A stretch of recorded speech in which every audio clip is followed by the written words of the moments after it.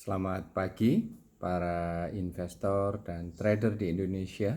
Pagi ini saya ingin menyampaikan mungkin yang pertama dari beberapa sesi tentang bandarmologi. Jadi sebenarnya dalam sesi-sesi sebelumnya saya sudah menyampaikan di dalam webinar, di dalam beberapa diskusi dengan beberapa rekan, saya sudah menyampaikan bahwa sebenarnya dari pengalaman saya pribadi itu kalau kita di sekolahan, di kursus-kursus, di kelas-kelas kita diajarkan mengenai analisis fundamental. Kemudian kita juga diajarkan mengenai analisis teknikal. Ya. Kemudian dari semua itu kita kadang-kadang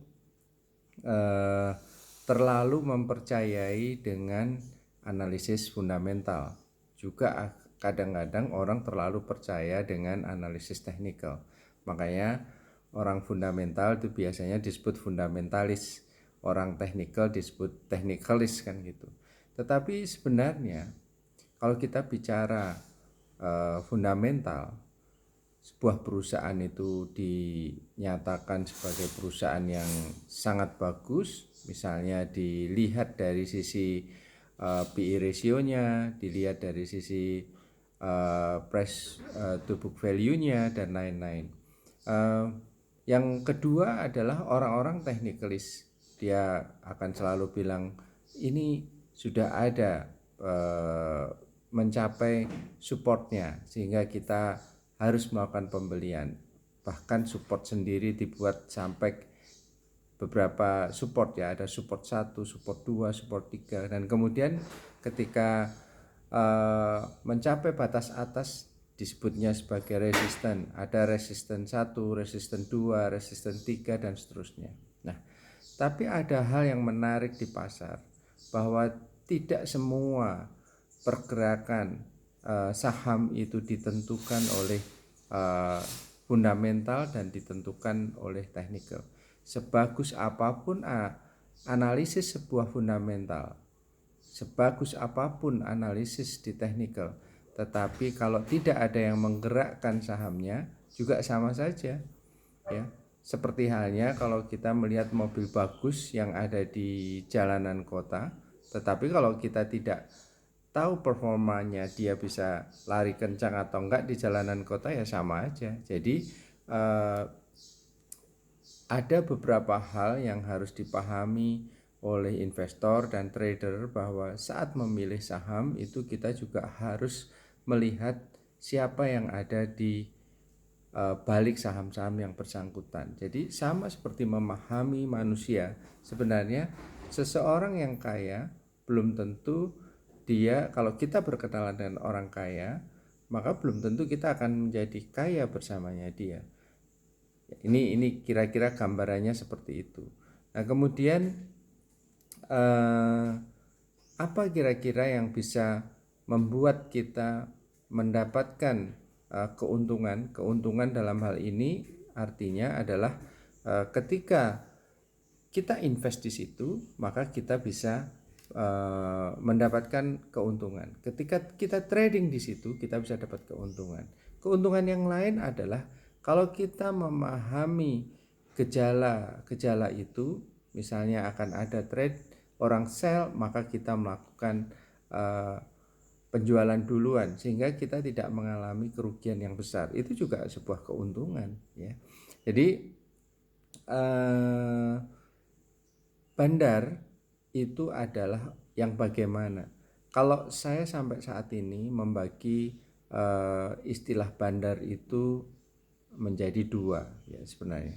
Jadi memang ada perusahaan yang sudah go public atau emiten itu ketika dia mau go public ya, maka sahamnya itu sudah dikuasai bandar ketika mereka melakukan IPO ya. Itu bisa jadi seperti itu ya. Nah, sehingga pada saat IPO maka yang terjadi adalah pergerakan harga saham itu menjadi luar biasa. Apakah salah? Tidak ya. Tidak ada yang salah di dalam proses-proses itu. Ada yang mendapatkan sahamnya pada saat IPO itu susah, tetapi ketika IPO pertama harganya malah turun tajam. Ya sama, itu seperti kasus dulu mendapatkan untuk IPO, proses IPO-nya kita mendapatkan saham, ini ngomong perusahaan besar aja ya, seperti Garuda. Dulu kita susah mendapatkan saham Garuda.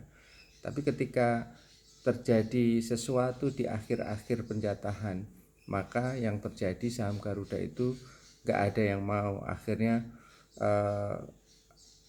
tanda kutip orang yang ingin menjadi bandar pada saat itu akhirnya nggak bisa dapat untung banyak, dan investor yang dulunya mau pesan berapa di berapa pun dikasih, akhirnya harga sahamnya terus turun. Nah itu juga terjadi di emiten-emiten yang lain. Nah hanya tanda kutip seperti Garuda itu kan tidak bisa dianggap sebagai saham gorengan karena dia memang perusahaan yang sangat besar. Tapi ada perusahaan-perusahaan yang memang kita nggak bisa menuduh, tapi kita bisa merasakan. Go public mungkin nggak sampai setahun tiba-tiba perusahaannya hilang gitu.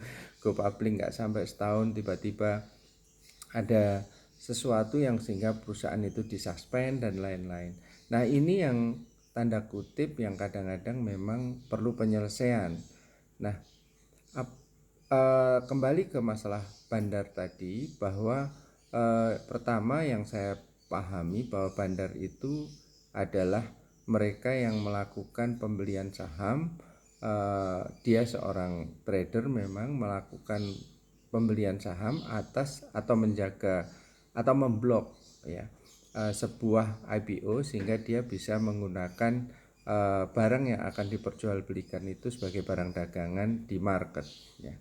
Nah yang kedua, mereka-mereka yang saya pahami itu sebagai orang-orang yang tanda kutip fundamentalis ya. Jadi dia membeli saham itu mendasarkan saham yang boleh dikata orang bilang salah harga gitu ya. Jadi secara fundamental bagus, dia adalah seorang investor, maka dia membeli saham itu secara terus-menerus, dan berapapun harganya ketika dia turun, saham itu turun, maka saham itu terus dikoleksi. Nah pada proses collection ini orang lain kadang tidak sadar bahwa dia melakukan collection. Nah misalnya dari 20% saham publik yang ada di pasar, dia sudah menguasai 10%. Setidaknya dia ini bisa dikatakan menjadi bandar dari saham publik tersebut. Kenapa? Biasanya perusahaan-perusahaan yang sahamnya diambil oleh orang-orang seperti ini itu manajemennya secara umum bagus. Jadi orang-orang fundamentalis itu memang basisnya adalah basis laporan keuangan, kemudian basis manajemen. Nah, karena jumlah saham yang beredar tadi itu semakin sedikit, maka harga saham itu relatif bisa dikendalikan. Ya, ini contohnya bahwa kita mau mengikuti bandar yang mana kan gitu ya, sehingga kita selamat dari proses kerugian dari trading saham.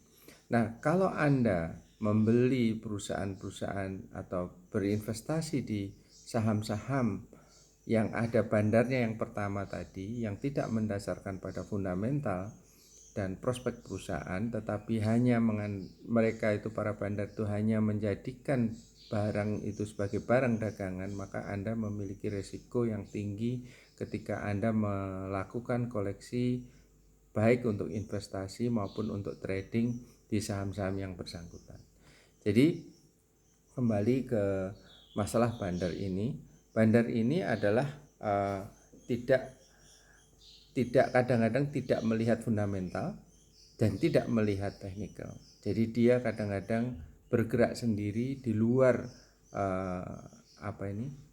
keadaan-keadaan umum yang ada di masyarakat, yang ada di market. Jadi